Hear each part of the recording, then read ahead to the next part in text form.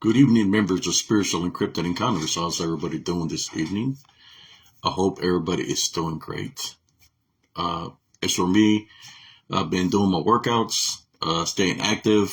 I've been busy spending time with my wife, going dancing and just having fun. And like always maintaining the Love Foundation.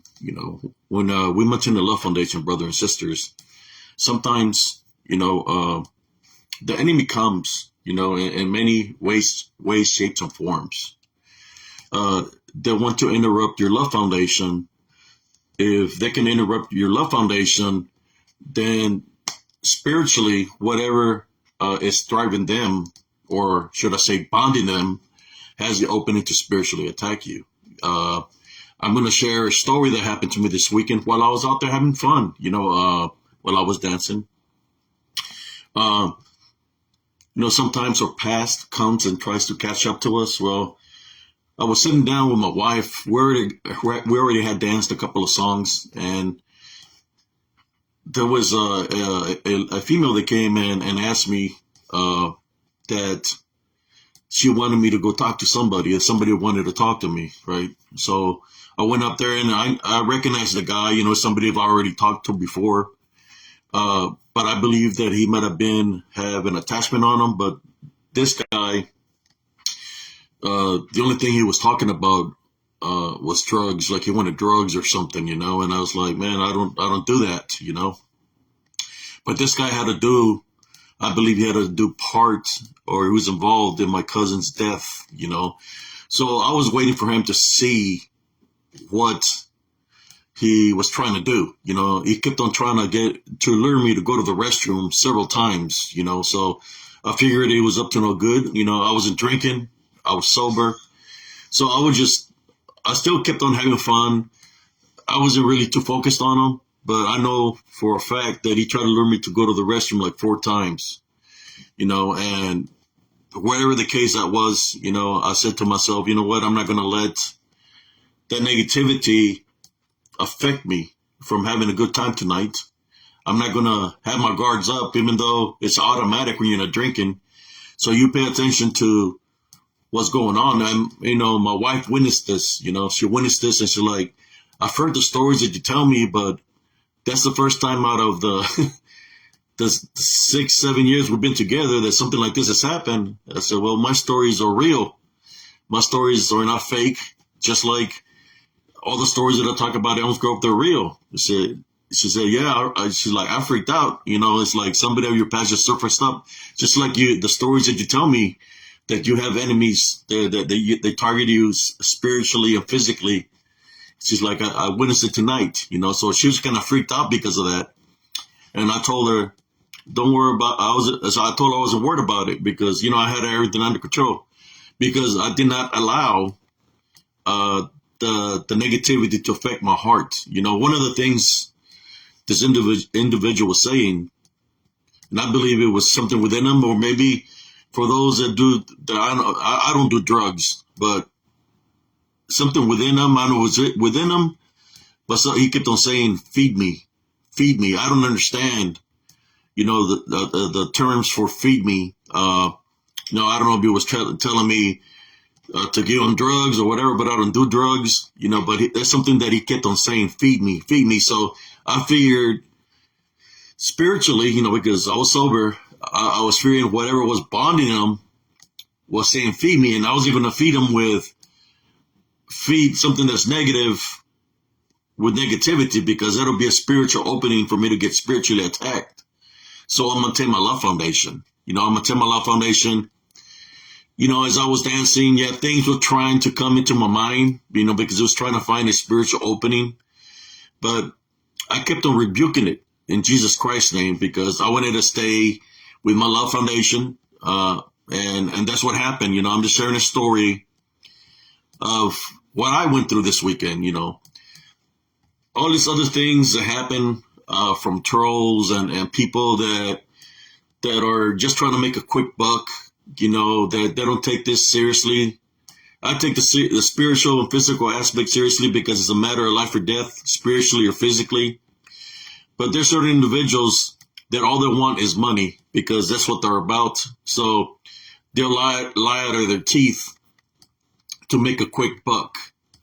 And they'll point the fingers at somebody else that truly believes in the Heavenly Father and does the good works like I do, right? And they try to attack me through fake profiles, you know. At least that individual that might have been spiritually bonded made the step to get close to my love foundation, but my love foundation didn't accept the negativity, and I knew what I was dealing with spiritually. You know, sometimes things, it's not about the physical aspect of things. It's spiritually. So I maintained my love foundation and overcame or prevented something that could have happened from not happening, you know, because I am highly trained. Even though I've been out of the military for a while, I train daily. Y'all see my pictures that I place. I placed a picture here today. I train daily, you know, so I'm you could say, a spiritual weapon and a physical weapon because I train for both. You know, this is something that I've been doing all my life. So for those that come in a negative way, pretending to be fake profiles, I more or less know who these individuals are, but I'm not even going to mention their names. The only thing I can say is you don't know who you're messing with spiritually, and you don't know who you're messing with physically. That's all I can tell you right now. But besides that, I maintain my love foundation regardless of whoever comes at me in a negative way or say something. You know, when a fake profile comes at you and they just copy something that they said before from another fake profile and then from another fake profile and it's the same thing, you know it's somebody that's trolling you, right? So I already know who this individual is, you know, but in saying that, let's talk about when people talk about peace, you know. How can you talk about peace if you're still coming at people with fake profiles? How can you talk about peace when you're robbing people through being fraudulent, you know? Robbing people, and I don't think you're really robbing people because I think it's just this individual talking he's got a lot of fake accounts. So he makes it seem that way, right? Or whoever's supporting them, whoever's in cahoots with them, you know? The only thing I have to say to these individuals, they have nothing else better to do than troll good people, good-hearted people like me and some of my friends that have been getting trolled or attacked through the sites. How can these people talk about that one piece, but they keep on attacking the people that I know, or they keep on attacking me with fake profiles, you know? And then if I try to share something or say something, people want to come and look at me like if I'm the bad person, but it's really those individuals that are causing the chaos and havoc, you know? It's funny, you know, it's funny because the people that follow this individual, to me, you know, they probably, I don't think they're blind. I don't think they got the wool. I think it's the same individuals with all these fake profiles. They're cheering each other on to continue to cause the chaos and drama. Like I said, I'm not going to mention the names, but we already know who they are, you know. They got so many fake profiles that they like to troll. I believe they've been trolling me for a very long time because they don't like the aspect of the spiritual aspect that I bring into to talk about the spiritual aspect out of it, you know. When I show a shadow of something and it's got a face, well, that's how they manifest. The DDM manifests that way. It's a temporary manifestation because it can be in and out of a realm that fast, and it can move real fast, faster than as fast as the wind. That is like a blur, you know. So for those who do not know, that are not out there in the field investigating, that are out there pretending that they're investigators, throwing rocks and making it seem like there's something there, but they're actually doing that just to get the viewers to think there's something out there, but that you catch them red-handed throwing rocks. Those are fake, fraudulent people. They're not really out there to do the works. When they, how should I say, blast their group for donations, they're not really doing the works. If they're not donating some of the money to the Heavenly Father, because it's about tithe, they're not doing the spiritual works. They just want. They just want. And the reason I'm talking about this, because I've never asked anybody for a single penny, and I will not ask anybody for a single penny of the works that I do. I'm just gonna say how it is. Me, I've worked all my life since I was a kid. Since I was when I was a kid, 7 years old, 6 years, I was already cutting grass for the elderly, for veterans that were out there that were already in their 70s and 80s. I was cutting the grass at a young age, and then I started working in the fields, when I was a teenager, not even a teenager, 8, 9 years old, working in cotton and stuff. So I had to grow up. When I lost my mother at the age of 15, I was working 2 jobs. Went from 2 jobs to 1 job till I graduated. I worked a little bit longer, then I joined the military. So I've been working all my life. But, as I joined the military, of course, there's accidents and injuries in which now the government takes care of me for putting my life on the line in the areas that I've been in combat, right? So in saying that, I've been blessed that the government helps me out as I am a veteran. But what I'm talking about is when people say that a person like me is wicked or other people are wicked, and they talk about peace, but they continue to come at you with the fake profiles, and then they say, well, prove it is me. They've been doing it for a very long time. They've been doing it for about, I would say, probably 2-3 years. That's what I'm thinking of. The same individuals, or the same individuals that disrespected, I ain't going to say names. A certain individual that lost his mother, I believe it's the same individuals that have been trolling her for a while. Same individuals that disrespected me, trying to bring up my mother that passed away back in 1985. We know that the female individual that she's not all up there. Well, she's the one that brought that up about my mother. So I see the pattern there that they've been doing this for a very long time, and that's what they're about. So when they talk about they want peace, that's BS, because in the hiding, that's wicked people. In hiding, right? Because they're not going to use their regular profile, just like I'm using my regular profile to speak right now. In hiding, they want to do evil works, wicked works, with their fake profiles, talk bad about people, make fun of people, right?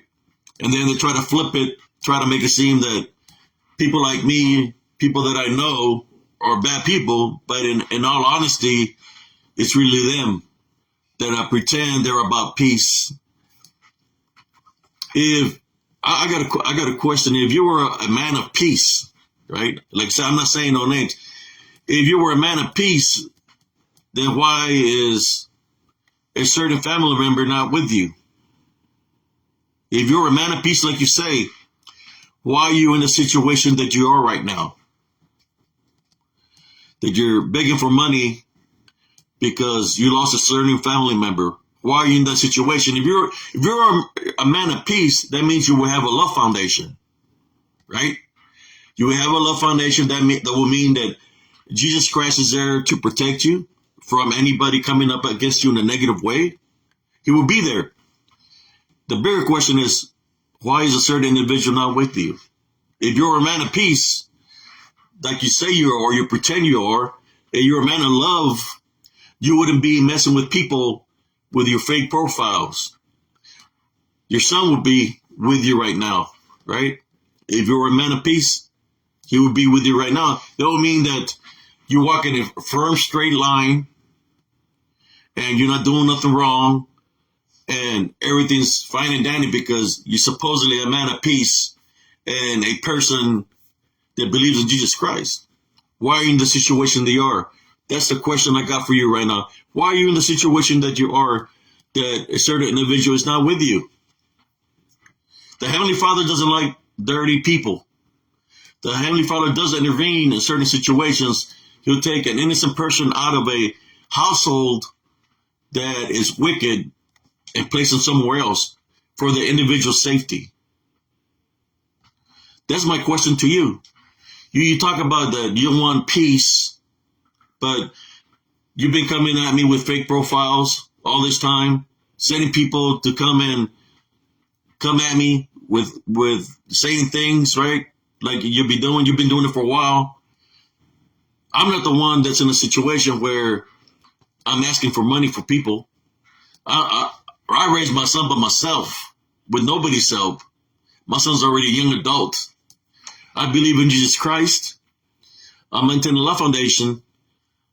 But when you believe in Jesus Christ and you have faith, you have to say the truth about wicked people that pretend they have they have a love foundation, that pretend they have peace when their works are all wicked. You talk badly about me, and I've talked badly about you in the past because I have to defend myself.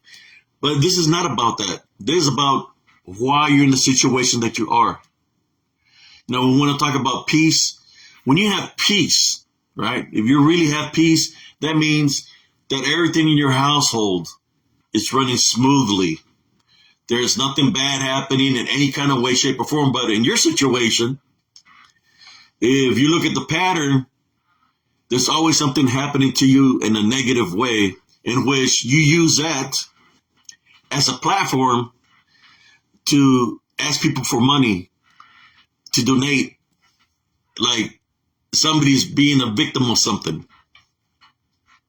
in which that's being a con artist. I believe Joseph, there was people like that. I believe he's dealing with the Mormons, the Joseph and his partner. They were hustling people. They said they found a tablet with they found a tablet of gold saying it belonged to the angel, gave them a tablet. But these guys were con artists. They're owning mine, and they created a tablet, right? So they made their own little Bible that's like around real thin like this. And they were con artists. They went to court numerous times, and they were found guilty of taking money from the elderly, stealing money from the elderly. They went to court at those times. They went to court because they were stealing money from the elderly. That's no different than what I see with a certain individual that says he's about peace, but the only thing he's ignited is negativity or wars, like a person like with me and other people, because that's what the individual is about. You know, there's nothing good in him, and he continues his wicked ways, and he's deceiving many people that are taking donations. For those that are here trolling, that are going to view this video, if you don't believe me, look at every of his videos, and you will see the pattern that I'm talking about there. That's what they're about. They're about being beggars. Being beggars. Begging is a sin in the Bible. As a person that doesn't want to try to work or do anything for themselves. They don't want to do nothing for themselves. That's a beggar. They've given up in life, and they're trying to make the quick buck because they don't want to work. So they're trying to make the quick dollar. You know, so when you talk about that you have peace, maybe you have the peace you're talking about is peace in robbing people, peace that there's people that are supposedly giving you money because, you know, it could be all your fake profiles, that they're supposedly giving you money, your peace of taking people's money, you know, because if you're a real person that was a man of God and was doing good works, you wouldn't be throwing rocks, pretending to be something's out there. You wouldn't be talking bad about anybody in any kind of way, shape, or form, in which you've done that to me and to many other people with the fake profiles. And those people that are affiliated with you, that been sending me messages through Messenger that have been infiltrating my group Spiritual Encrypted Encounters on YouTube, on Facebook. They're the same as you. They're part of their, I'm believing it's you, you know. It's like, I don't know if they're real people or not, because you've proven time and time again that you have so many fake profiles. You try to act like you're innocent, but you're not. I could see right through you, just like I could see right through you. A lot of other people can see right through you. I believe you said you had a peace with a certain individual. You never said a peace about with me in any kind of way, shape, or form. And you showed it by continue. You might have peace with somebody else, but you continue to troll, sending crazy people my ways, saying all kinds of things in which I had to defend myself, right? Then you try to flip it, you know, trying to make it seem like I'm a liar. I mean, who in their right mind would not defend themselves for somebody coming in a negative way, except, especially a con artist, a fraudulent person doesn't want to work, is too lazy to work, too lazy to pay child support. I mean, that's not a man at all. That's not a man at all.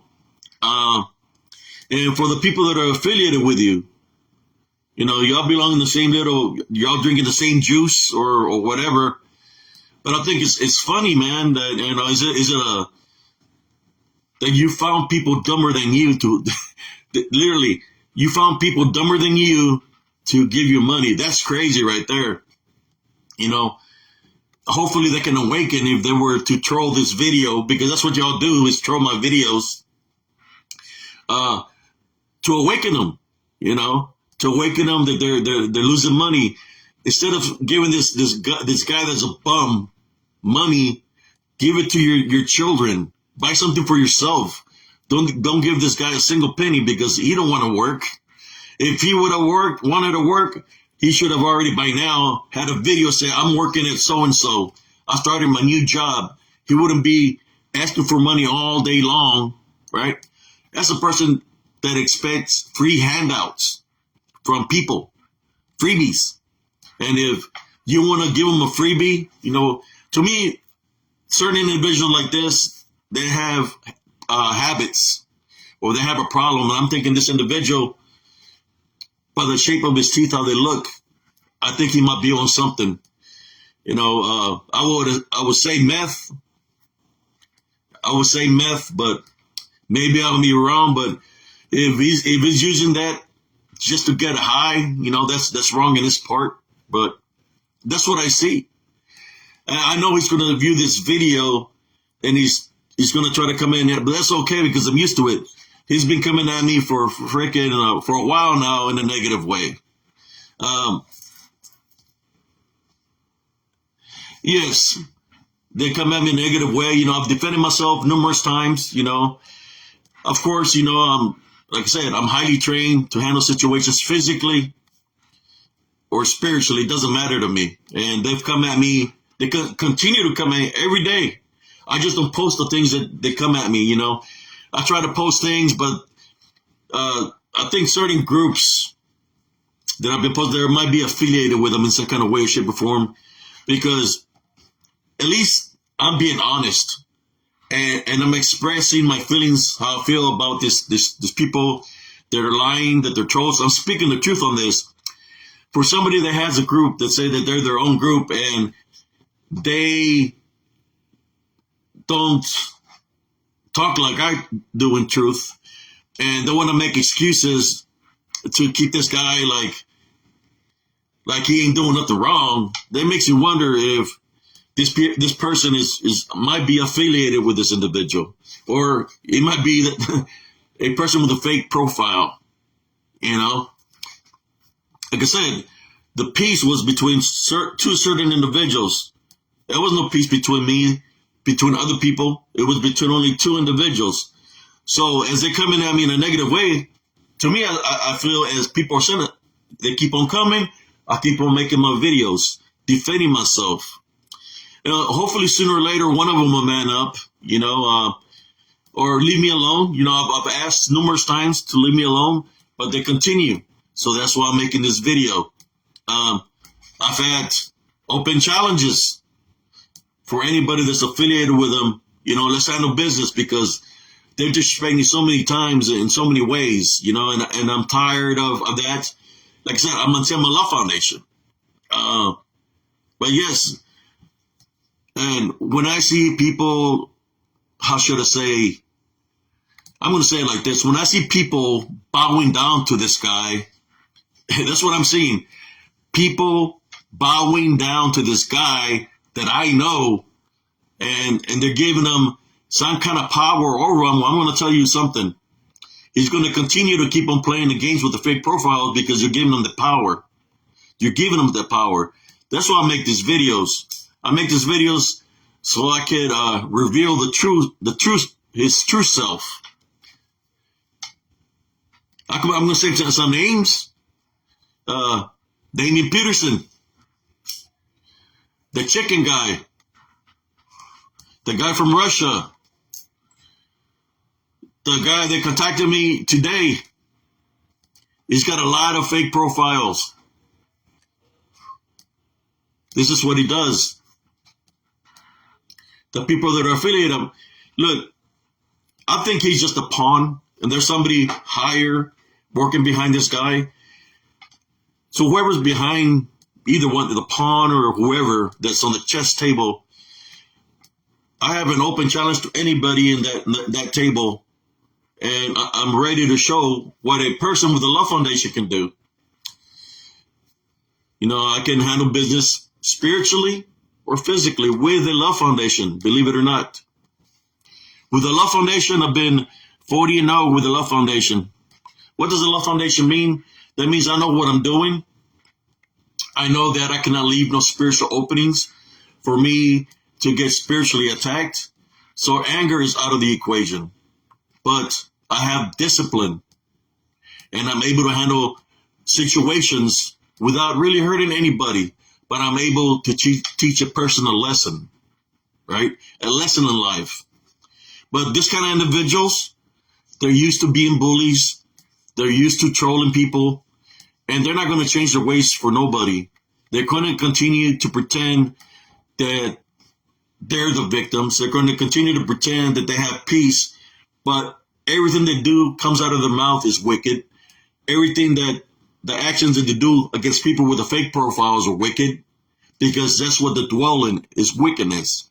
So when they're talking about peace, no, that's not what they're about. They're just saying a word. Look at their actions. If you put the things, the actions done to people like me and other people, you weigh it, right?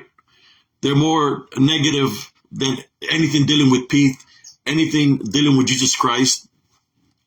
And if you weigh the words that comes out of their mouth, which is the tithe, money is the root of all evil. That's what they're about. Plain and simple. Plain and simple.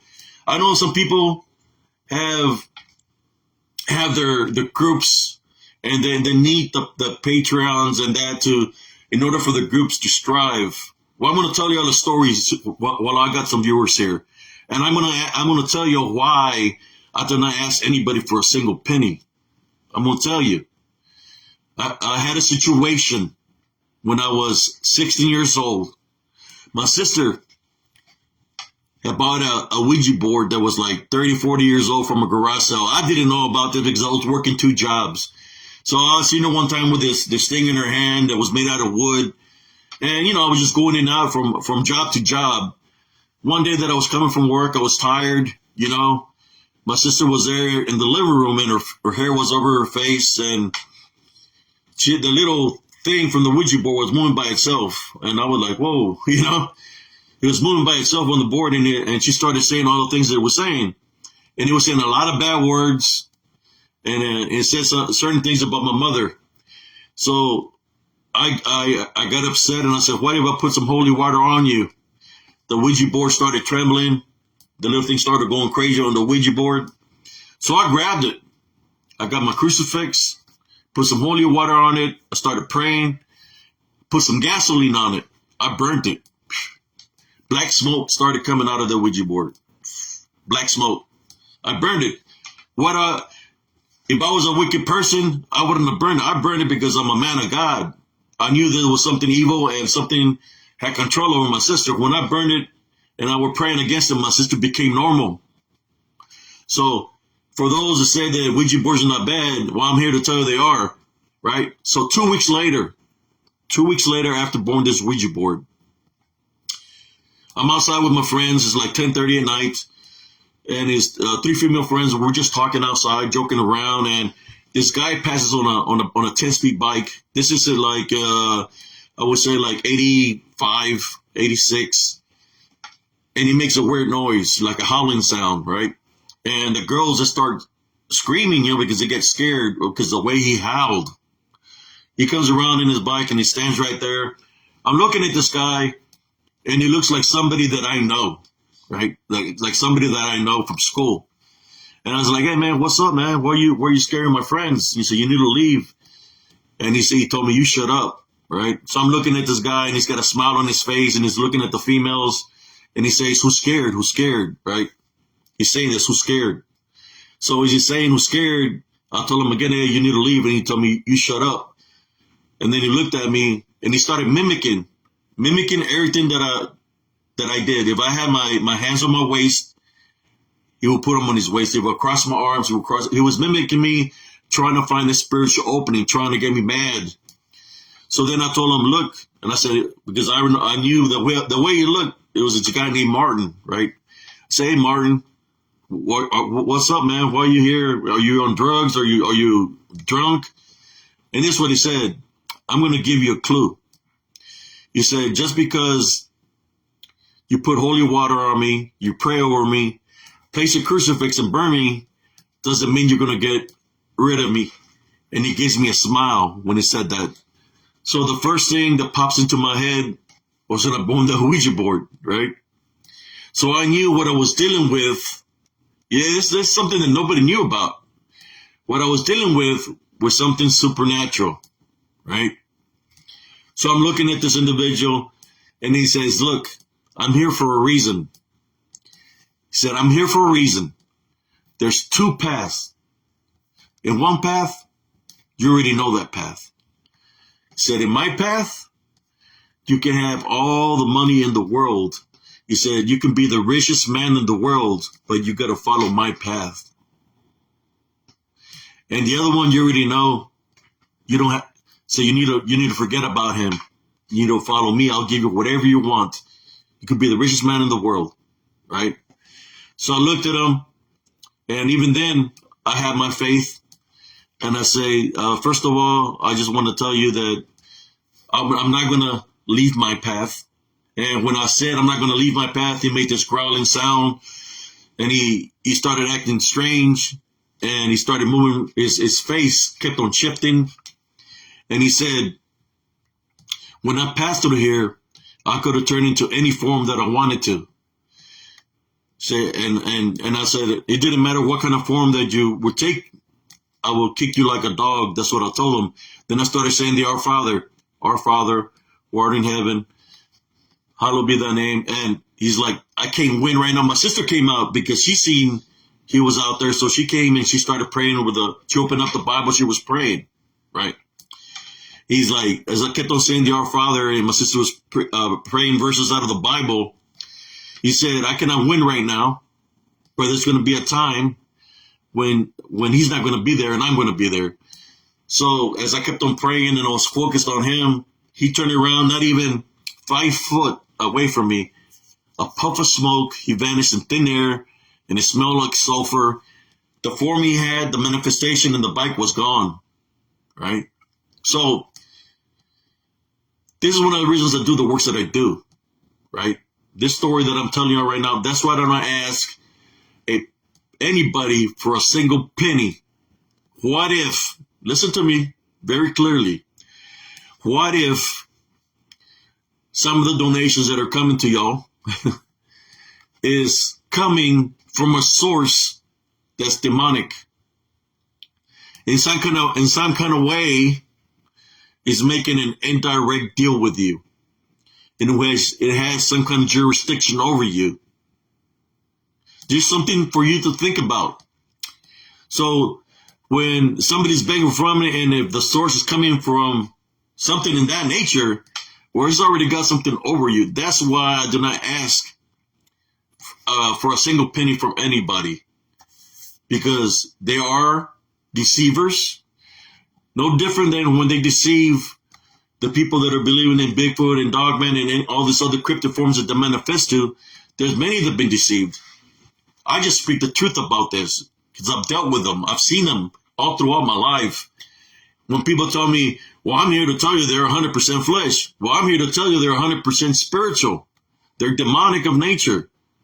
I've seen it all my life. They've appeared, disappeared. The times they do appear, they cause a little bit of chaos and havoc. They have the ability to be in invisible form.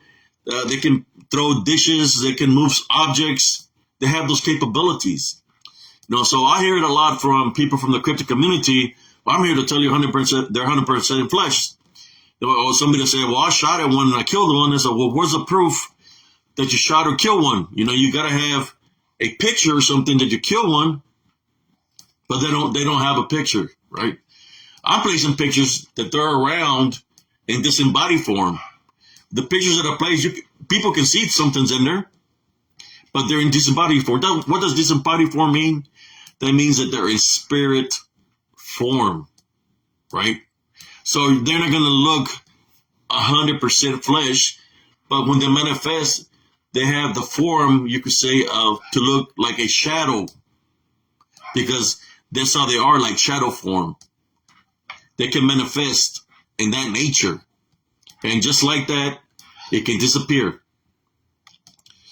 But besides that, that's why I do not ask for a single penny from anybody in any kind of way, shape, or form.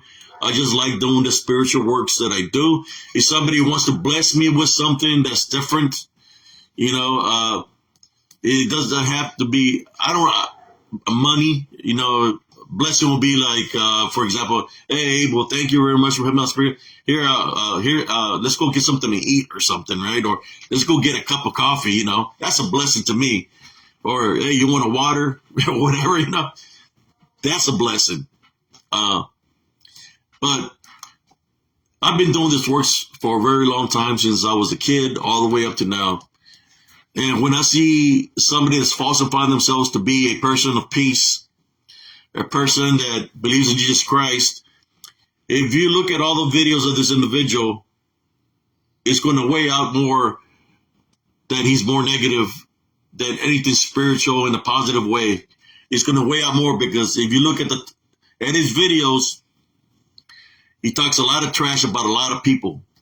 Now, that is not of God. If he was a God, he wouldn't be talking trash. He's talking trash about me and numerous peoples, whether he did it out of his group, or he's done it through the fake profiles. That's what he does. I refuse to give this guy any more attention than he needs. But he's trying to get the quick money for those that he can trick and deceive.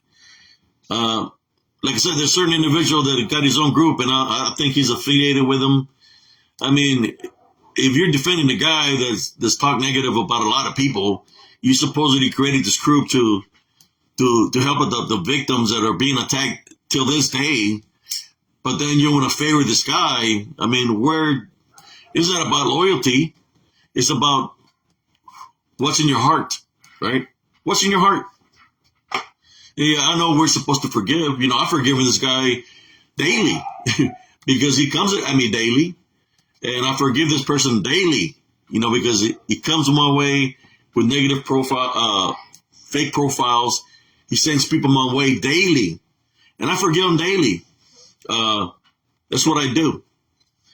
But I'm speaking in behalf of defending myself as a person, defending myself of who I am as an individual. I am somebody, just like the people that I know, they are somebody also, because they've done positive things in the paranormal community, cryptic community, such as I. We've done positive things.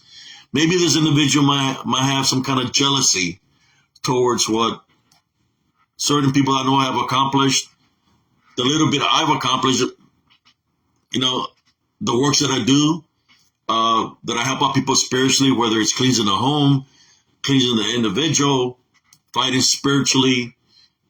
Maybe he dislikes the spiritual aspect of things, or the people that are affiliated with him dislike that I bring the spiritual aspect into the picture.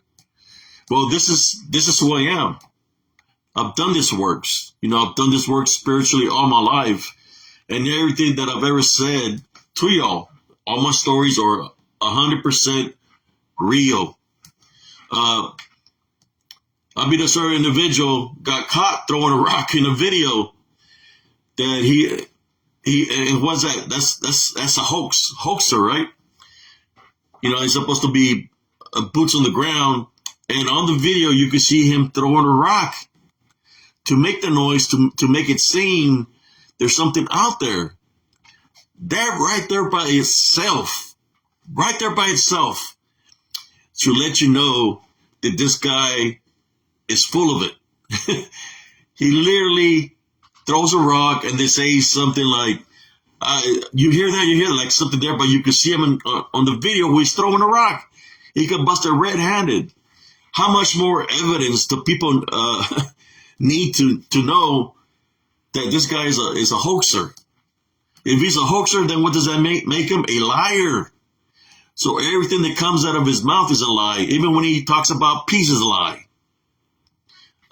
He got caught red-handed, throwing a rock, making it seem like something was out there just for the viewership. I think there was one time that I seen a video where he said, "You see that running on the street?" And his I don't know who she is, but she was there, and she said, "I think I see something." He got off to go look. Well, as I reviewed to look at the footage, you know what it was that was running down supposedly the dirt road? It was a roach. It was a roach from the windshield that was running within the windshield of that vehicle. We all know, maybe that right there will let you know who I'm talking about when we talk about roaches. Pestilence. When there's a negative force infiltrating your home, pestilence is one of the things that comes into your house. Whether it be roaches, whether it be rats, it comes because it wants your house to be dirty. When it wants your house to be dirty, it's because it wants full control of your foundation, right? So, if we think about the roaches and the rats, and we look at when he talks about peace, but he's coming at people with negative comments through fake profiles and sending people to mess with people. If you put the roaches and rats, which is pestilence, negative, and the acts that he does that are negative with his fake profiles, what does that make him? What does it make him? Not a person with peace, not a person with love. That makes him a liar, an infiltrator, doing dirty works, which means he's an unclean person. Unclean person, that he's allowing the negativity that's within his house, within his foundation, to continue to do the dirty works that he does, because that's what he loves to do. So there's no peace in this man, because he's pure evil. What I mean by that is because he's allowing it.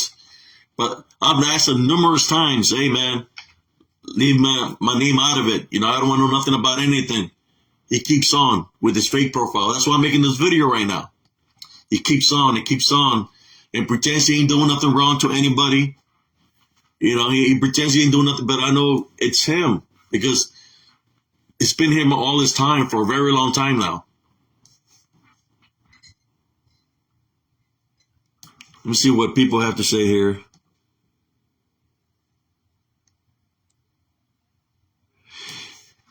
Yes, Sister Madeline, I think the prayers, I'm going to be honest, the prayers that they're saying, they're not really praying. they're not praying at all coming out of them because of the works that they do. So the prayers that they're saying will be unsubmissible to Jesus Christ because of how they are as individuals and the wickedness that they do. He's not listening to this prayer. So whatever they pray, whatever they try to pray, Jesus Christ is not listening to their prayers because of the wicked ways and the wicked works that they do. So those prayers are not there. If there will be in a situation where they're being a spiritual situation and they try to pray, but they're in the path that they're on right now, the forces that they're going to see out there, they're going to attack them because, how should I say, negativity. If the negative forces have got a stronghold over them, they're bonded. I see them bonded. I'll be honest. I see them 100% bonded. There's nothing good coming out of them, So these people are being bonded by this unseen forces, and it's not that. It's because they allowed it. They allowed it to be this way. That's how they like to be. That's who they are. There's no change in them. That's what they like to do. So I don't feel sorry for them in any kind of way, shape, or form, because when you do negative works and you come up against people, I told them one time in a video, please do not come at me in a negative way. You come at me in a negative way, certain things will happen to you because it's going to go back to you 7 times fold. I told him, please leave me alone, right? He kept on coming in a negative way, and boom, what happened? He's asking donations for his son that got taken away from him. That didn't happen. That happened for a reason. The Heavenly Father doesn't like dirty. Heavenly Father doesn't like evil works. So all that happened to this fella is because of the works that he was doing were evil. It went back to him 7 times fold. And he's going to continue to go back to him 7 times fold, in which I don't think he's going to learn his lesson. Because you figure, but wicked people, man, I'm going to tell you straight up. Wicked people, they can talk about love, but there's really no love in the heart, because the only thing there is in the heart is wickedness. So when he's asking money for certain individuals, they're just letting you know that he cares more about the money than the individual itself, right? He cares more about the money than the individual themselves. So that's why I'm glad that the certain individual is home safely with his mother, because at least I know that he's with his mother. He's at a safe place. He's in a safe place right now. The people that were in charge of pulling them out of that roach infested house wouldn't have pulled them out if they would have seen that the house was in order, that everything was good. They pulled him out of there for a reason. And I'm glad that he's with a mother. And I'm saying this not because I'm picking on the guy. I'm saying this as a single parent that I raised my son, that I'm glad the boy is safe with his mother. If he was being unstable, and we've seen how unstable he can be by the works that he does, that I'm very happy that the government intervened and took the boy to a safe home. And I'm glad he's there. Honestly, as a single father that I raised my son by myself, I'm happy. If I would be in the wrong path and something like that would happen to me, then it's on me, right? It will be on me. But luckily, I was able to raise my son the right way.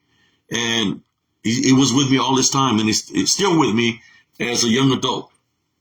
But in saying that, the only one that you can blame for your son being pulled out of your home is yourself. And those other people that are involved with you, your little inner circle, because I don't think it was just you raising your son. Other people that were involved, all of y'all should have some kind of blame. I mean, it was just you. There was other people involved. I mean, when I raised my son, it was just me. So everybody that was involved there in raising your son, y'all should look at each other, because something wasn't right, that the government had to come and intervene and pull him out of there. So that's why, in saying that, I'm not going to give you a single penny in any kind of way, shape, or form. I'm going to continue to make these videos because you keep on coming at me negatively with your fake profiles daily, you know. So I'm going to say what I have to say.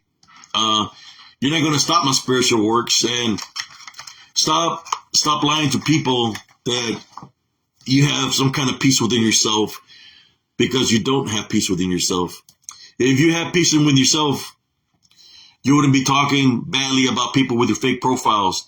You wouldn't be coming at me with your fake profiles, right? But you continue to do those works. That's okay. But just remember one thing: God do not like dirty, and 7 times fold is an effect. I believe you still have to go to a certain event coming up, right? God does not like dirty. That's all I like to say.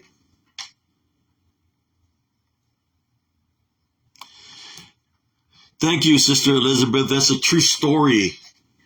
That's why I never asked for the tithe. Just put it this way. When I was in Germany, there was people, just strange people, regular people, German people, coming offering to buy me drinks, right? I wouldn't take them, because I always felt if they could manifest or to look like somebody that I know,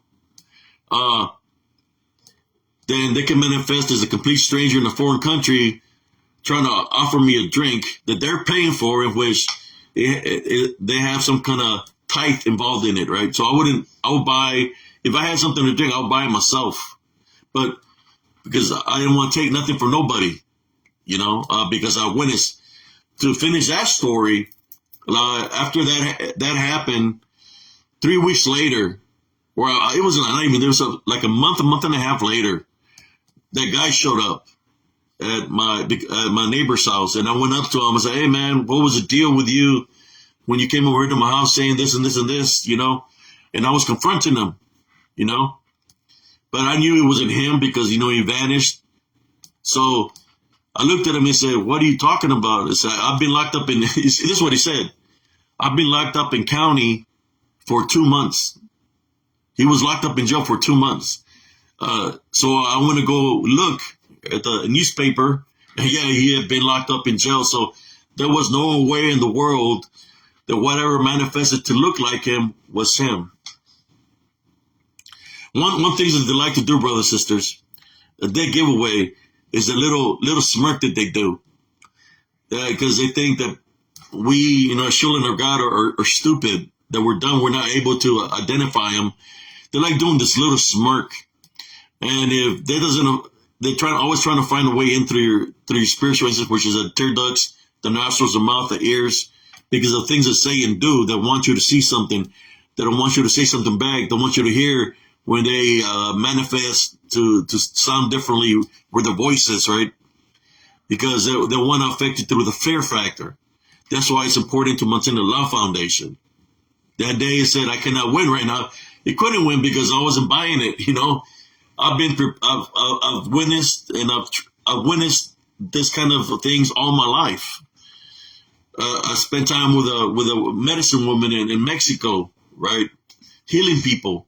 When I was a kid, you know, I was like her eyes, and I could see these spiritual beings that looked like dogmen, werewolves, where they would come out of people's body, and you could see the shadow, right, leaving the hut.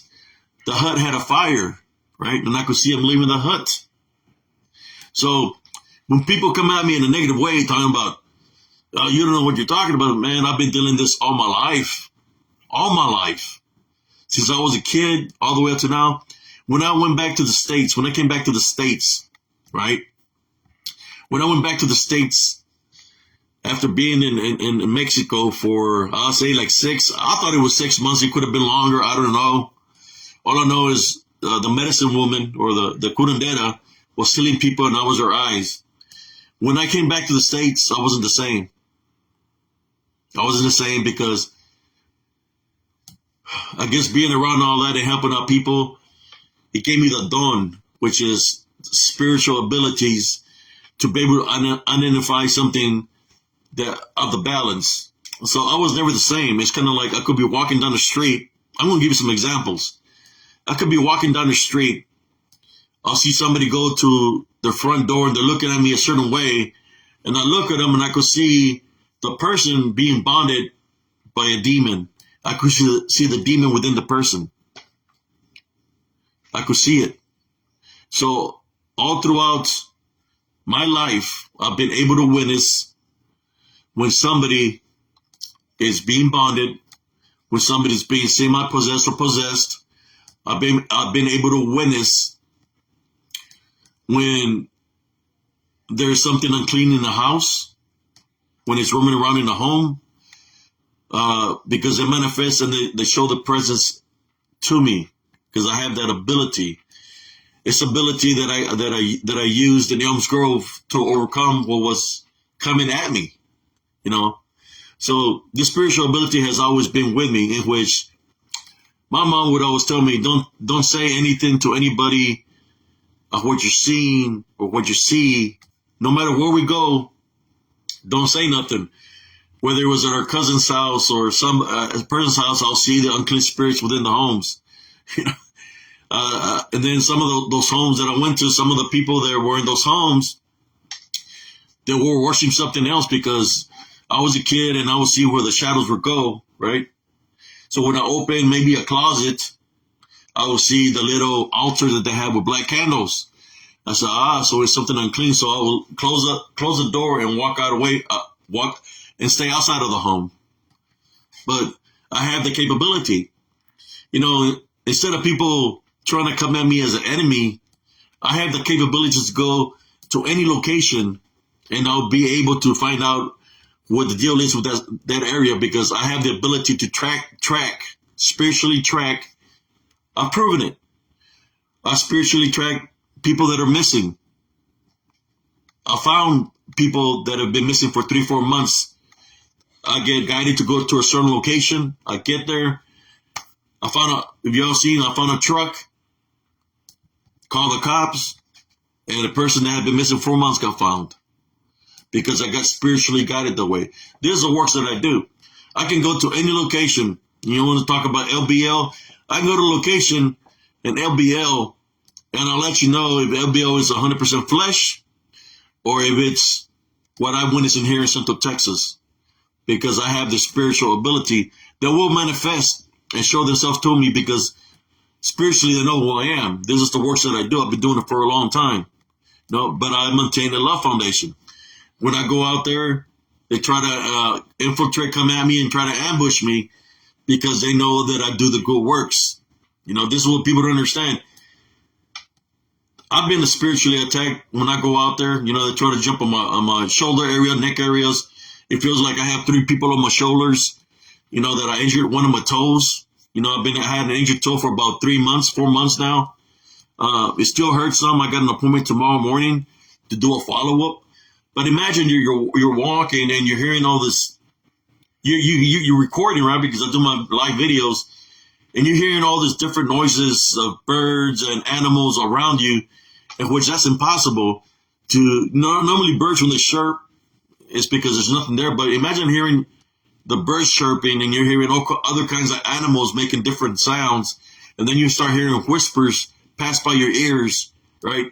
And when you're doing this and you're recording this, your camera is going in and out because you're losing connection because of the forces that are around you.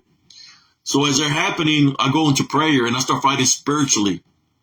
As I'm fighting spiritually, they try to jump on me, right? They jumped on my neck area, which I felt way down. They try to drop me.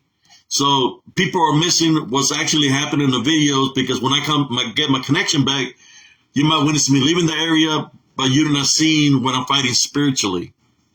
You're not seeing when I'm fighting spiritually.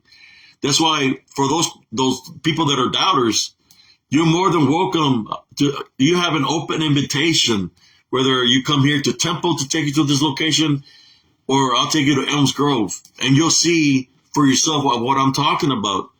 Everything that I've ever said is 100% truth. The one person that witnessed something, he's not here amongst us, let him rest in peace. Brother Armando Salazar, when I was making the episode for Vic Condov, episode 53. He witnessed something. Brother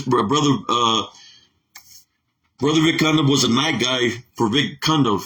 So he had come that evening, which was a Saturday evening, and he was investigating, right, the area. I didn't know this because Vic said he couldn't tell me who was going to come. So next thing you know, Sunday morning comes in the morning. I hear somebody knock on my door. I see this tall Hispanic man, and I said, "How can I help you, sir?" And he says, he said his name, Martin Celestar. I'm Vic Condov's night guy. He said, I would like for you to answer me a question. And this is what he told me. He said, how can you be in two places at once? That's what he told me. You know, people talk about double hangers. Well, in that location in Elms Grove, what I witnessed, I'm talking about what I witnessed.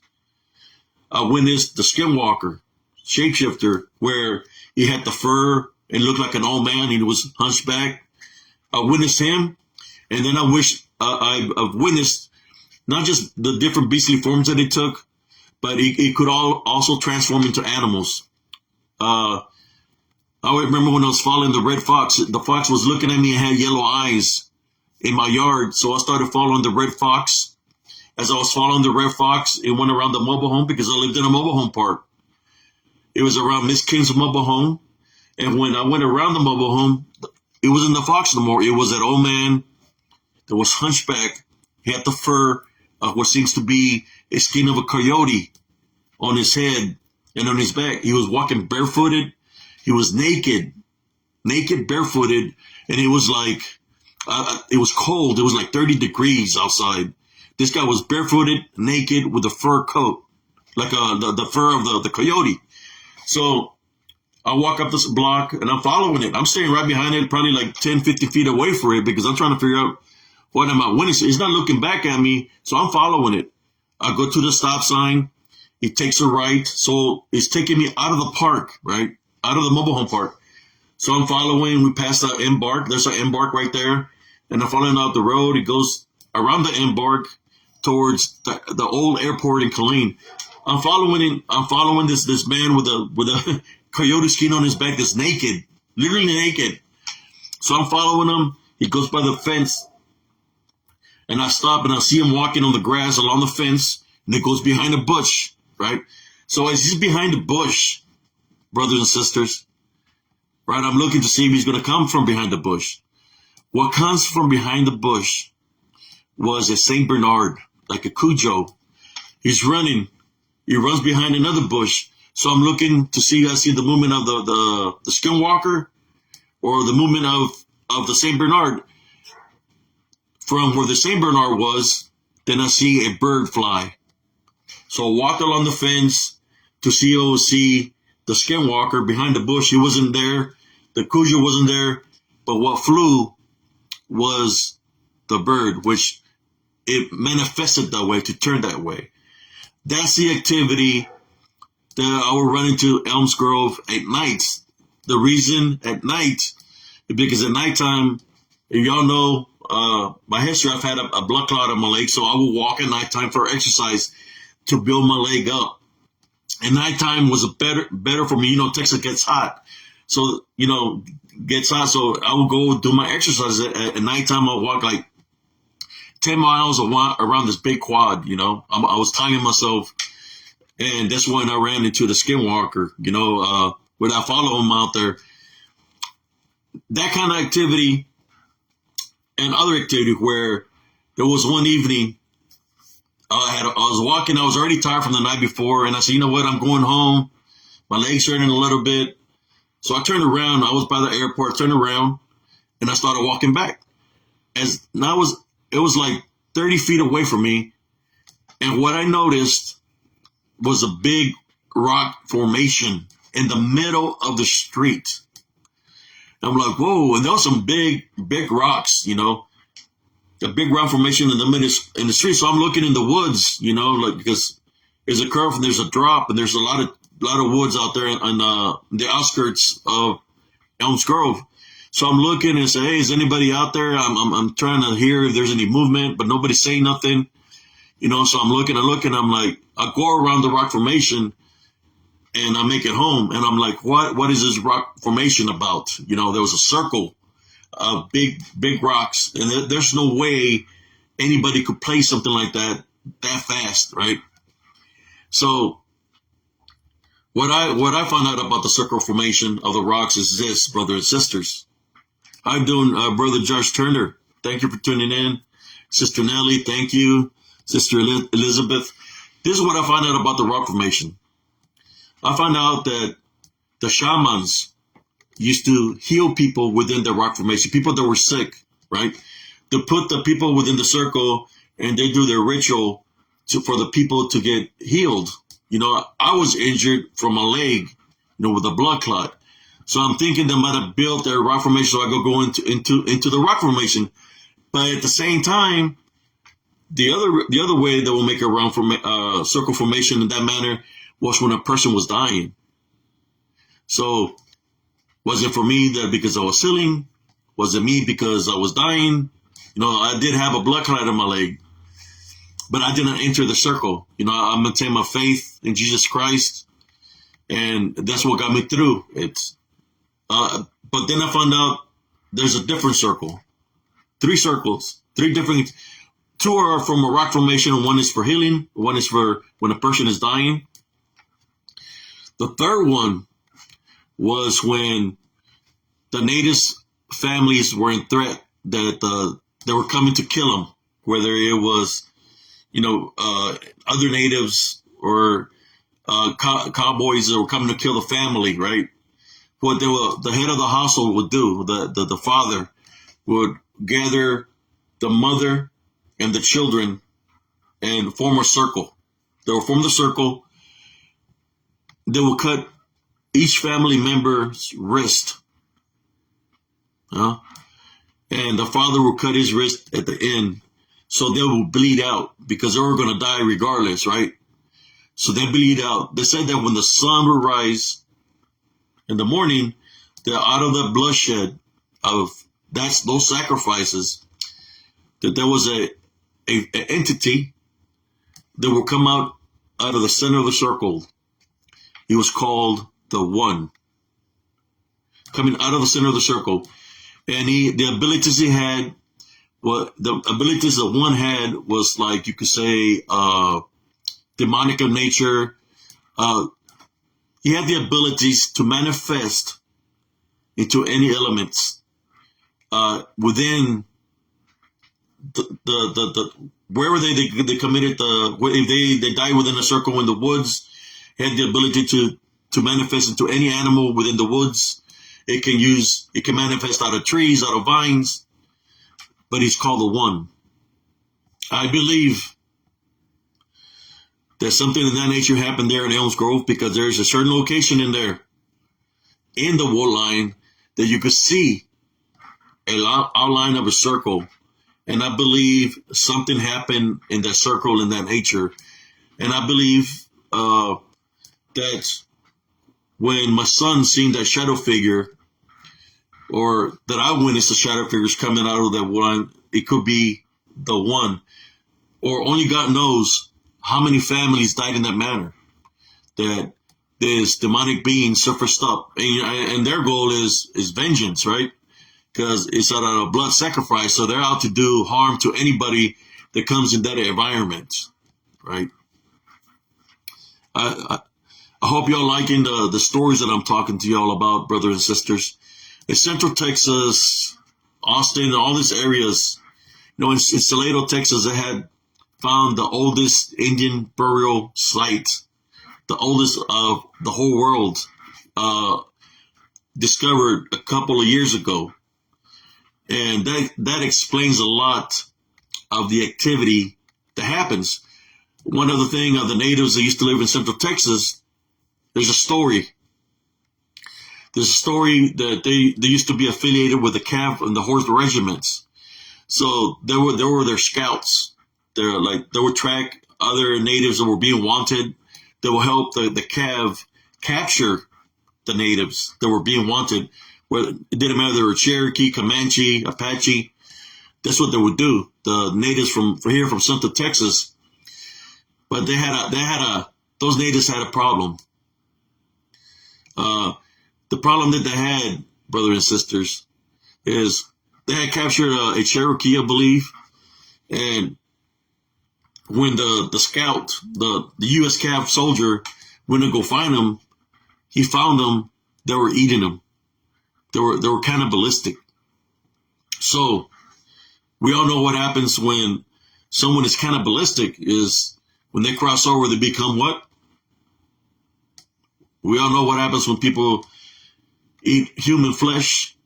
They become shapeshifter, skinwalker / Wendigo. That's how they become, Wendigo, in which they have the abilities to shapeshift in that nature. The ones there in Elms Grove are dangerous. I'm here to tell you. You know, I hear people talk about, oh, they're friendly. Oh, they're my family. No. Go try to say that to the ones in Elms Grove. That suckers, they shoved me off a cliff. They hit me in the back. During the day, I could hear the footsteps, but I couldn't see nobody, and I got shoved off a cliff. It was like a 14-foot drop. Luckily, I was able to, I had groceries in my hand. I was taking a shortcut through the woods. I was able to grab a branch, and I could see the bed. You know, there was no water in there, so I could see the bed of the creek. When I let go of the branch, it was probably like a 5-foot drop. But, you know, I landed safely. My bags ripped, but nothing happened to me. My ankles were good. My knees were good. The natives who used to live in Central Texas, they wasn't into agriculture. They were only into pure meat. So they need to hunt. One of the ways that we'll hunt, this is to anybody that goes investigate, that goes near ridges, cliffs, creeks. The way they hunt, brothers and sisters. At one time, there used to be buffalo here in Central Texas. They will wait for the buffalo or the deer to get near a ridge or a cliff. They'll come and push it down off the cliff or the ridge. That's how they will hunt. That's how they did me. They try to drop me off they dropped me off a cliff. I mean, the 12-foot drop, but then they dropped me off a ridge in which I was in crutches for 3 to 4 months. My back was on the ridge by the wall, and I felt something shove me from the back. And it was very steep, and I was injured for about 3-4 months in crutches. So just be careful. Do not get near edges, because if they're around, they'll come and push you off that edge. I'm talking here through my experiences of what I've witnessed. So if there's a hole or something, try to stay as far away from a hole, from a cliff, from a ridge, because they do have the ability to manifest enough to be able to make contact with you physically, to shove you. They shoved me off a bridge.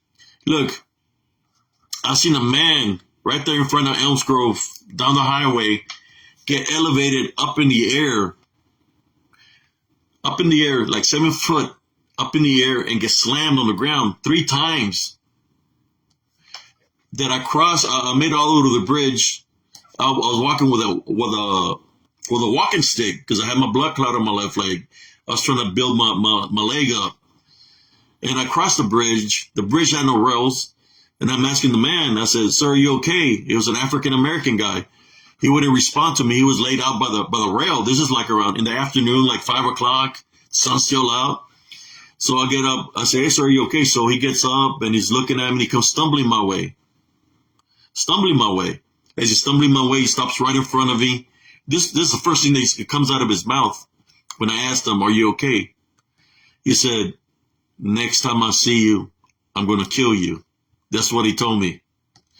I said, "Sir, are you okay?" And I was noticing him, spiritually. I'm a spiritual. I'm able to notice things spiritually. He told me the same thing again. "Next time I see you, I'm going to kill you." And I could see that this man, whatever slammed him on the ground, semi-possessed him, right? had him possessed. So he's repeating himself. Next time I see you, I'm going to kill you. So I got my guards up and I said, come on, sir, let me help you. So I help him off the bridge. The bridge is probably like, I would say like a 20-foot drop. So 20 foot or maybe, a 20 foot. So I'm telling him with the Love Foundation, I'm not getting mad. I'm not getting mad because he's telling me he's going to kill me, because I know that's what it wants me to do, to get upset. So I'm telling him, come on, sir, with the Love Foundation, let me help you. So I take him all the way to the store that's there, which was a Dollar General. So he's there at the store, the Dollar General. No, he goes up to the cashier and he asks her for her name, right? You know, they have name tags. And he told her, next time I see you, I'm going to kill you, right? So like, hey. And she was screaming. I said, no, you don't know what he's saying. And I found him on the bridge. He hit his head.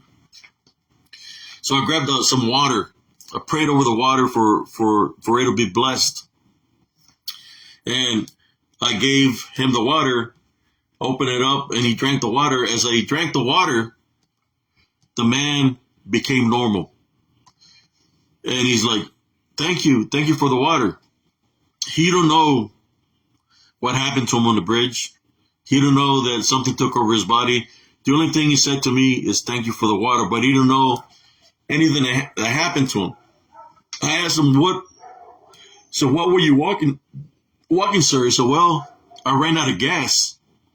And I was walking home to go get the gas tank so I could fill up my truck. I'm thinking he might have been upset. The things that are in that area, they know what's in your heart. So if he was upset, he used that as an opening to spiritually attack him. And he got elevated and dropped. There's activity that happens in Elms Grove, you know. So if anybody wants to go investigate for themselves, the only thing I can tell y'all is be careful, you know. The reason I created Positive Spiritually Encrypted Encounters, because I didn't want anybody to go through what I went through. But at the same time, I know in life we all have to go through our own trials and tribulations. But I created the groups to try to assist spiritually to those that might be going through something spiritually, in which I've seen all aspects of the spiritual sides, whether it be dealing with succubus, incubus, shadow figures, these beings that they manifest into the DDN, that they manifest into looking like werewolves, goats. There was one that manifested to look like a jaguar from the face, and he was running on twos. You know, they come in many, how should I say, many manifestations. They can manifest into anything. I seen one that manifested to look part goat. What was the one that was with Hercules? The little being that was naked from the top. They had the beard. Was it Pan? Something like Pan. I seen that. And my brother that was visiting me seen him standing. He said, I seen him. I said, what'd you see? I said, I seen Pan. I said, what do you mean? Yeah, he was standing over here by the tree. He was looking at me. You know, he witnessed that there in Elms Grove. So, you know, when it's kind of like when there's a spiritual happening that's going on, all kinds of things that manifest. You're not just going to see a dog, man. You're not just going to see, you're going to see all kinds of things that manifest from the spiritual realm. Now you talk about UFOs, aliens. I see something weird one day, and I was like, what did I just see? I will go walking to the store for exercise. I was walking back. I was already walking through my park, and I seen a car going through the park. And I swear to God, man, that this seemed like something I seen in an episode when they were talking about aliens. I seen a green face alien driving the vehicle with the green long fingers waving at me inside the vehicle. It was broad daylight. I was walking, I had my grocery bags, and he's waving at me like this with his big old hands, and he had the green alien face with the big old black eyes. And I was like, what the hell is that? You know? and the car was moving kind of slow, so I was able to see it, what was in the vehicle. But you got to remember, this TDN, these beings that have abilities to trick you, right? But yes, I've seen all kinds of activity there on Elms Grove, which is in Killeen, Texas, which the nearest base is Fort Hood, Texas. I used to see stuff when I was there on Fort Hood when I was in the military. But I don't want to talk too much about too many things anymore. I was just going to make a quick video and then went to me sharing stories. Sometimes it happens that way. I've seen the viewers over here. But yes, going to the person that says about peace, right? I haven't heard a story from that individual that seems to be real. To me, is made up because he's not talking from the heart. And when it's made up and they automatically go to send them money and Patreon and all this kind of stuff, it's because that's what they're about. It's about the money. It's not about really trying to give you findings of their investigations, or they're not trying to help you spiritually like I help out people spiritually. I got many stories that are 100% real. You could put a lie detector test on me, and you'll see that I'm speaking of the truth because I have no reason to lie. And I'll share my story with y'all, and I speak freely because I have nothing to hide from anybody. Now, it's something. It would be like, for example, when I get in those situations, the thing that I do, brothers and sisters, I don't put out a weapon to shoot at something that I already know is in spirit, that is trying to find a spiritual opening. What I do is I go into prayer. I go into prayer, and I notice that when I go into prayer and I start binding and rebuking them, they'll disappear. They'll disappear, leave a puff of smoke, or they'll jump into a tree because that's what they do. That's how they hide, right? Then you're there praying, continue to pray. Start going near the tree. It'll jump out of the tree, go into another tree. That's what they do. That's what I've witnessed in Elms Grove. One thing that I found out through making the show, This Witch Haunted Season 3, Episode 2, was I found out through a person that built the old airport there in Killeen. He was an old man. He told me he seen the show. He said, I want to tell you something. He said that they were building the airport. They were rebuilding the airport field where the airplanes land. They had to dig up all the concrete up. He said when they dug up the concrete, that they found a mass gravesite. And he said that he believes that mass gravesite goes all the way to where I used to live in Elms Grove. Mass gravesite where they said there was bodies with skeletons with like jewelry around their neck and stuff like that. So I'm thinking that's one of the reasons there's a lot of activity there in Elms Grove. But I don't think it's just there. It's all over Central Texas. Even on Fort Hood, there's a range that we're not allowed to go up there because it's an a native burial site. We're not allowed to go up on top of their ridge. We're not allowed, but that would explain a lot of the activity that we see out there. But I could continue to share stories with y'all, but maybe next time I'll share some military stories with y'all. What I witnessed when I was in the CAV. I was in the CAV for 9 years, so I witnessed a lot of things there on Fort Hood. I witnessed a lot of things up in California in the Fort Orwin, and I witnessed a lot of things in Germany where I was stationed at, and of course, where I went to combat and out there in Saudi Arabia / Iraq. I witnessed the Djinn out there. So I've witnessed a lot of things spiritual all throughout my life. It just makes me a strong person. I was making this video just in defense of me, that I don't have anything against anybody. I forgive people daily. The person that keeps on coming in a negative way, just please leave me alone. do whatever you're gonna do. Just don't bring my name into it anymore. That's all I ask. Let me continue to do my spiritual work safe. Or should I say peacefully? No, you talk about peace. Let me do my spiritual works peacefully.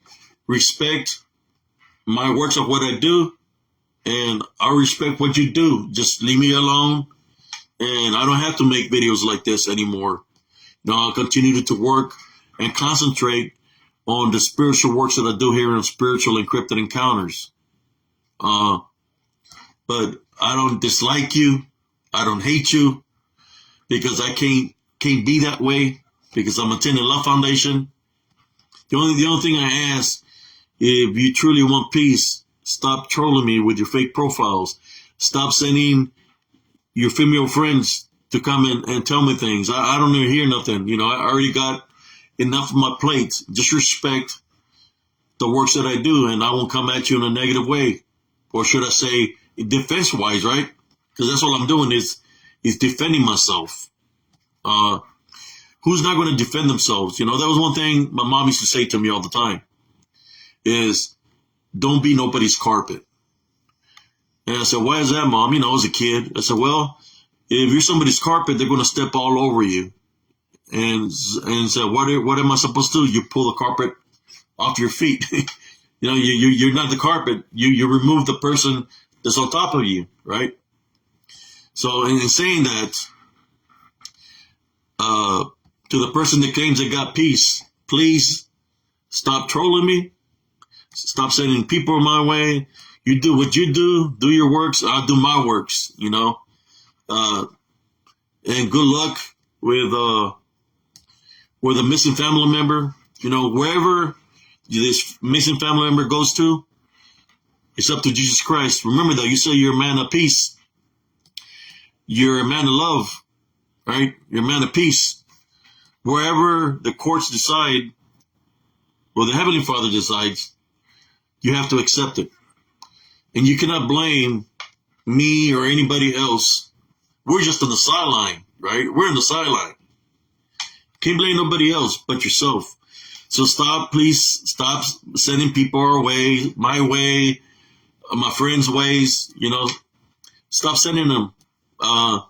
We don't need that drama. You talk about peace, but you're causing all this drama on the sideline. That's not peace at all. But that's all I'm asking. If you're talking about peace, live by it. Don't go against what you're saying you're about or you're trying to be about. Stop hitting up people with your fake profiles, man. That's all I'm saying. Stop hitting up people with your fake profiles and let people do the work that they do. If you feel that you're competitive against people that have their platforms, boy, sure, go ahead and compete. You don't have to go at them in a negative way. You don't have to come at me in a negative way. Your business is your business, just like my group is my group. I do the works that I do here. They do the works that they do. That's their business. That's what they do. Respect that. If you want people to respect what you're doing in your group, or respect me, respect other people in their groups of the works they do. They spend a lot of hours finding information, getting people to talk, to do the shows that they do. Right? Me, I don't have that kind of time. And even though I do have that time, but I'd rather just talk spiritually of what I go through, because that's what I choose to do. Just because I choose that to say the stories that I say and share my experiences, my wisdom and knowledge to people don't make me a bad person.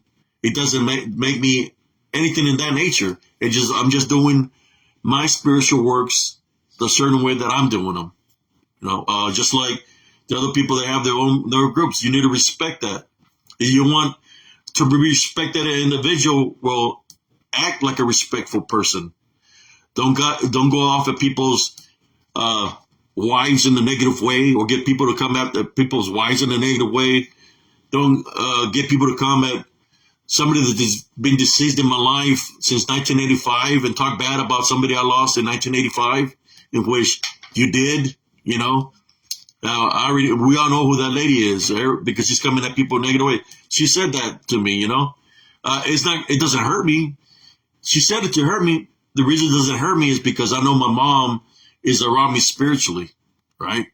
So in saying that, when you talking about somebody that you don't know about, you don't know how strong she is spiritually.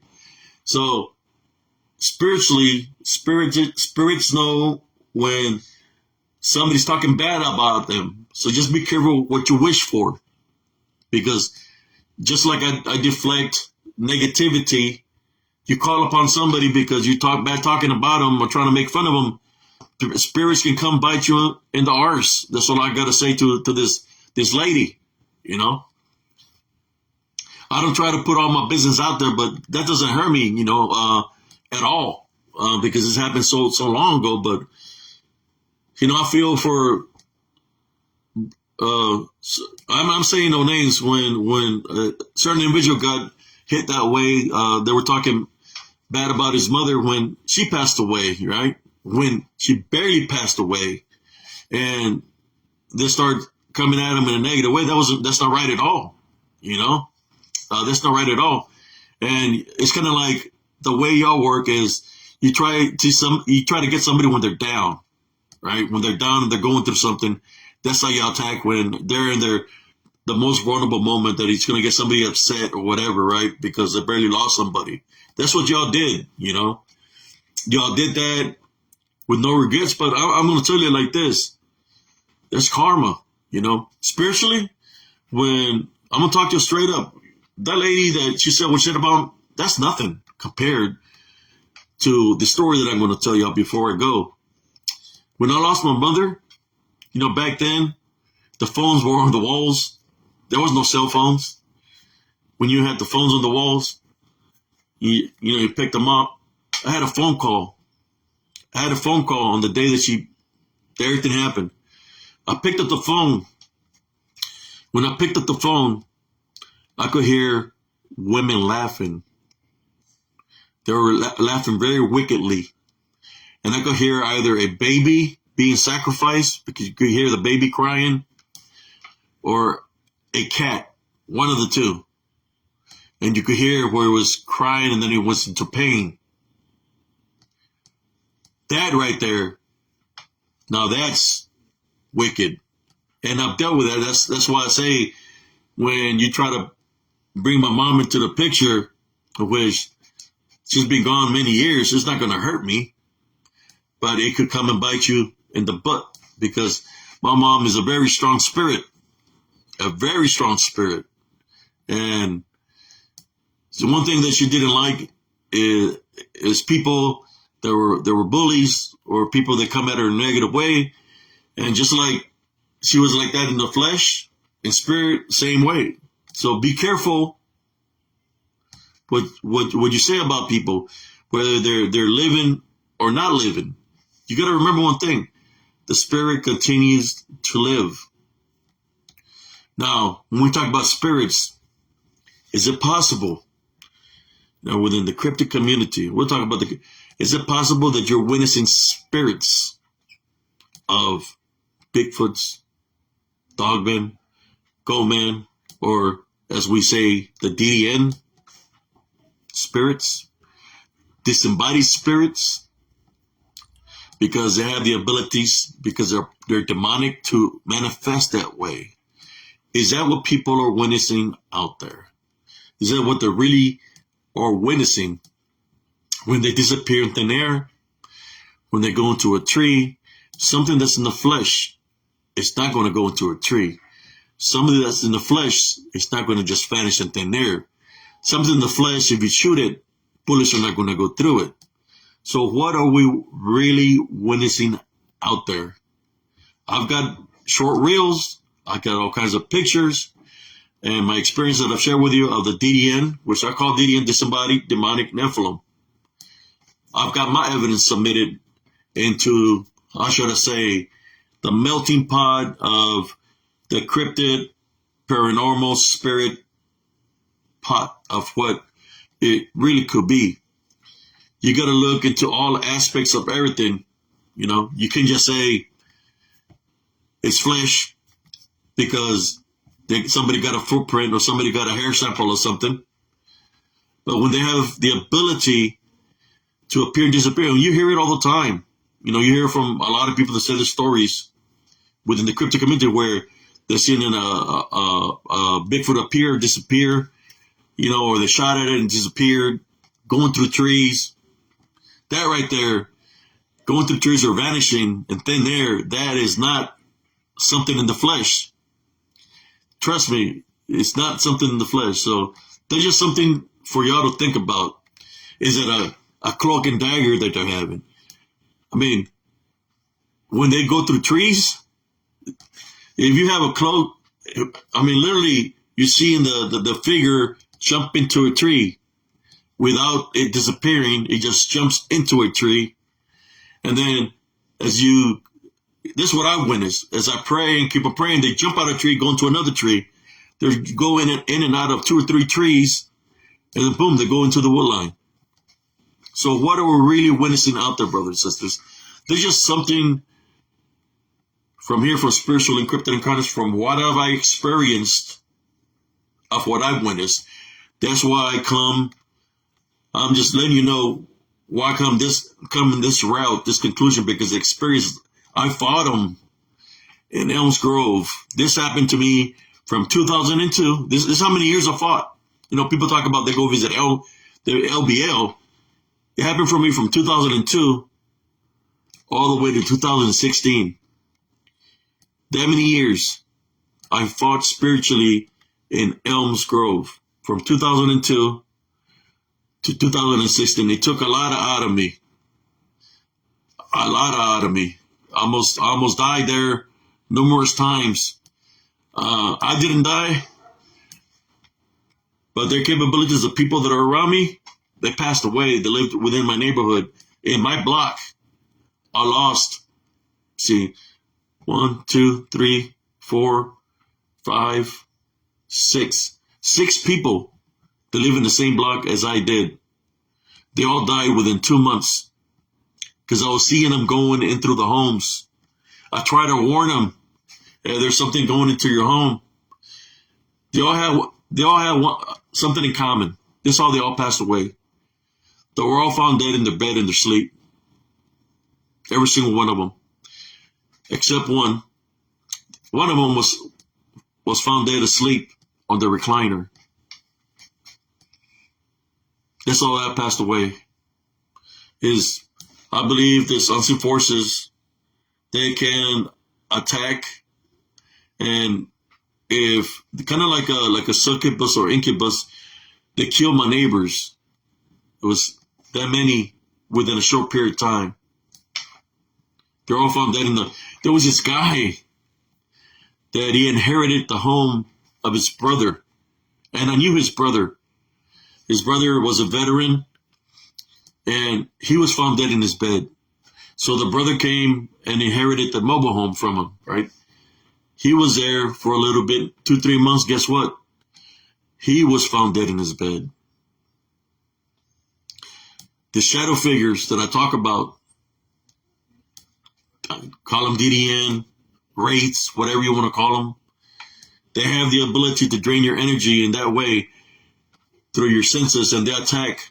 That was one evening where I was laying down and I was asleep. And when I opened my eyes, I could say the succubus floating up right over me. And as she was looking at my face, she was trying to suck my energy out of my mouth. And when I seen her, I said, I rebuke in Jesus Christ's name, and she just poof, vanished. But I felt drained after that. I believe there's succubuses and incubuses that might have caused for my neighbors' death while they slept. I'm just glad that I left that area. Trust me, if you have a spiritual opening, they'll surface up and they'll come in numbers because they like, I guess, to attack people. You know, I've had many witnesses that have been there and they've witnessed something, experienced something in that area. But anyways, thank y'all for who tuned in. Listen to me. I'm maintaining my love foundation regardless of whoever comes to me in a negative way, because that's what I do. You know, as I maintain the love foundation and I forgive daily, the Heavenly Father blesses me daily, because forgiveness is part of love. As He blesses me daily, He blesses me with a spiritual gift of discernment that is just going to make me better spiritually. Like I said, and I'll say it here before I go, I do not have any hatred or any anger towards anybody. Towards anybody. Towards anybody, even the man that talks about peace. I don't hate you in any kind of way. I do not. I forgive you. I forgive you daily. You know, I just hope that you find it within yourself to change your way of who you are as an individual and stop messing with people. You know, God sees everything. He knows. But in saying that, how you doing, Brother Grizzly Chris? I'm just, I hope, you know, whoever's here that knows me, you allow me to place this video, and I'll share stories. I share my heart out to y'all. But yeah, we don't got time for the works that we do. We don't got time for the drama. We don't got time for interruptions in what we do, the works that we do. You know, those that have the podcast that focus on the stories. Me, I'm focused on helping out people spiritually. We don't need the drama from being trolled or people talking about us negatively when we're not in any way, shape, or form bad people. But, you know, that's life, you know.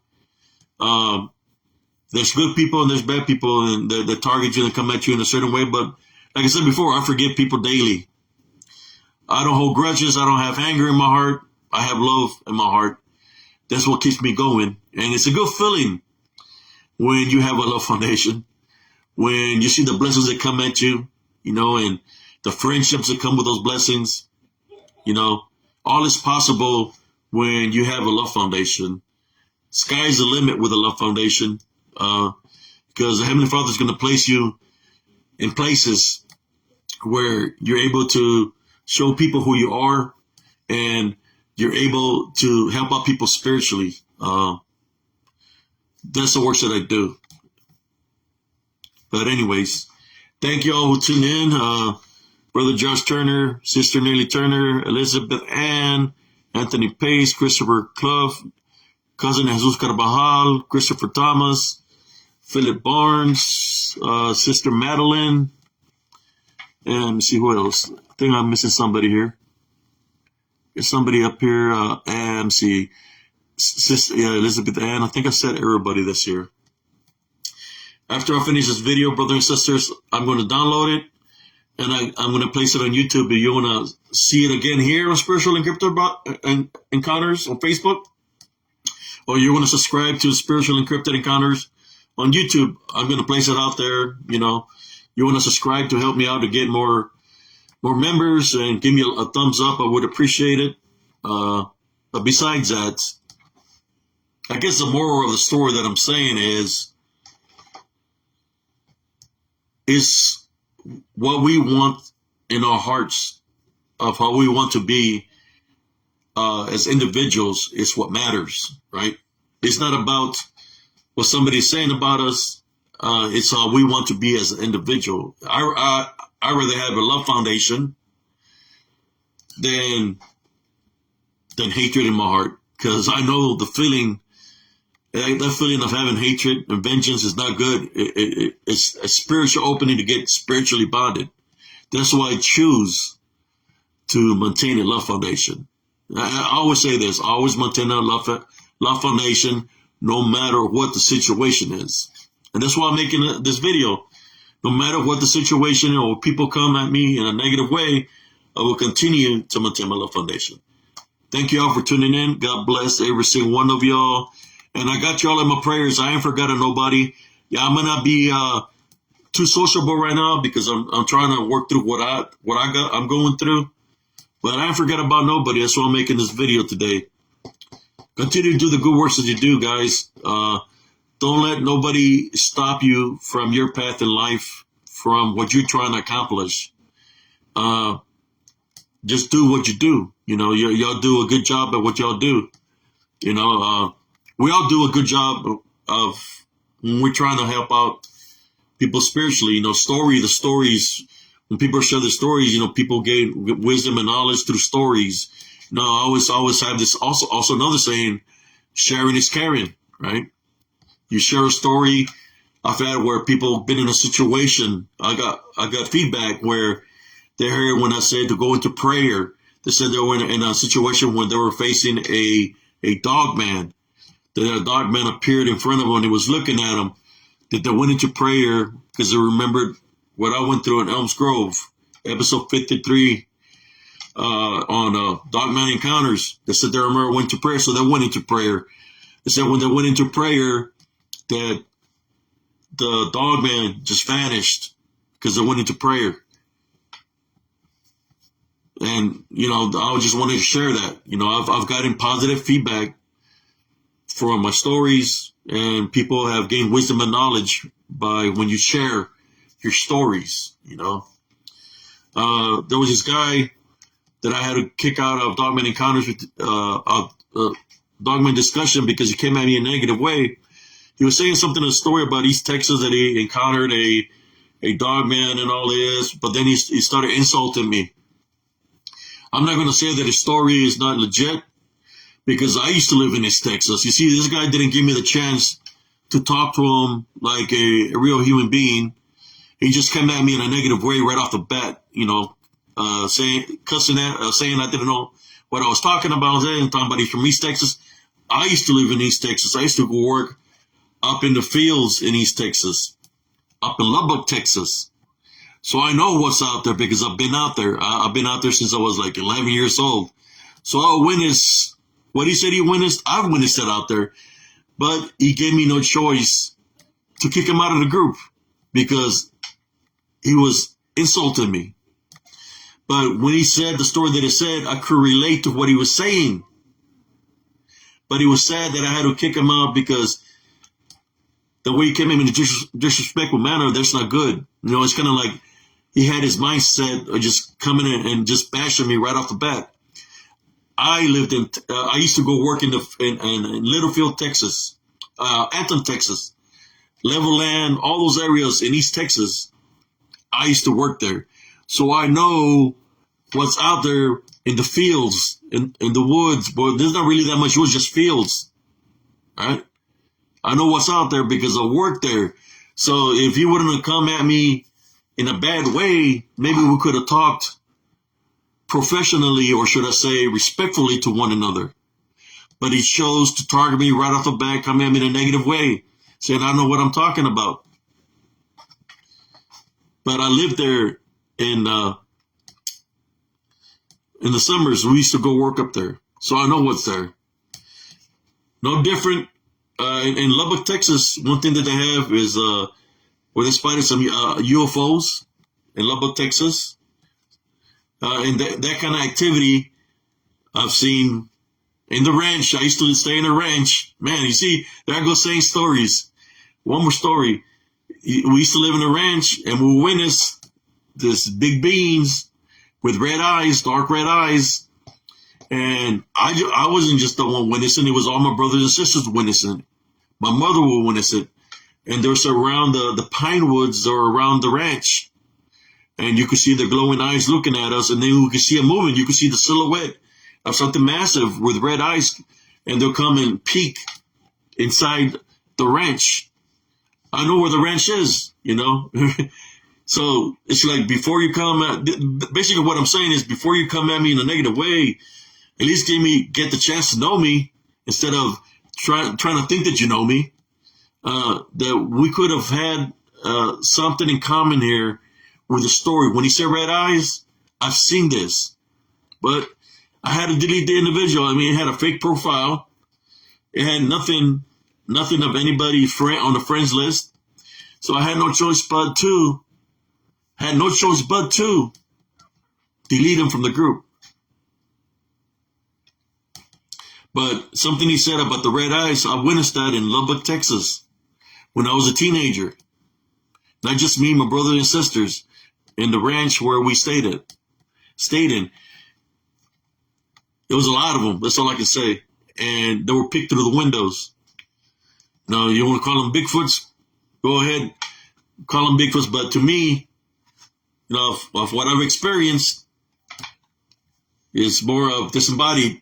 But, at nighttime, a shadow could look dark, could look like a silhouette. There could be eye shine, just like I've caught red eye shine, yellow eye shine, and white eye shine. They can change color.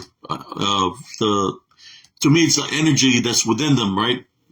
Come looking through the eyes. But anyways, let's see what everybody else says here. Got Sister Gloria Vela. But yes, maybe one day we'll talk more in depth about the activity in East Texas when I was growing up. But anyways, thank y'all for tuning in. God bless every one of y'all, your families. And don't let nobody affect your love foundation. Deflect it. Positive in, negative out. Just keep on deflecting it. You'll have a blessed evening. Peace.